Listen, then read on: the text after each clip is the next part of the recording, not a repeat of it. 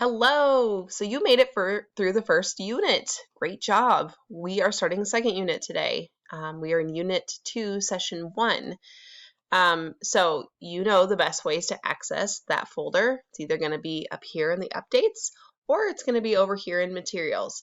It's not X mark, no, not going to be over here in your assignment list.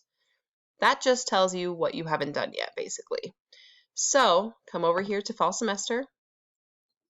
Scroll down to Unit 2, Exploring Character Response. We are going to be talking about how characters respond to events or to other characters in stories. So the first thing that we need to do is talk about the plot and how to figure out the parts of the plot using a plot diagram. I want to come over here to the suggested pacing schedule. Make sure each week that you just kind of familiarize yourself with what the week will look like. One thing that is really different this week is Jeffco students. You are going to be map testing.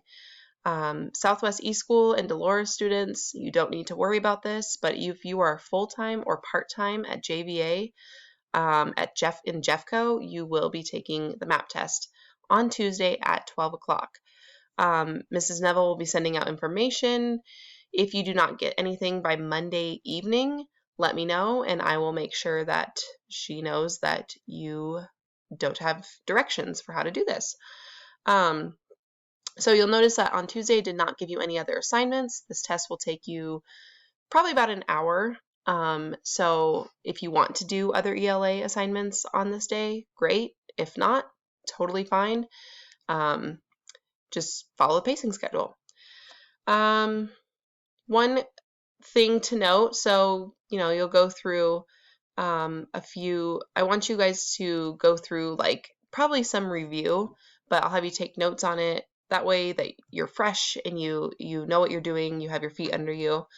One thing I do want to note is as we're going through this plot diagram, I'm going to give you a Google drawing. And it's going to look like this.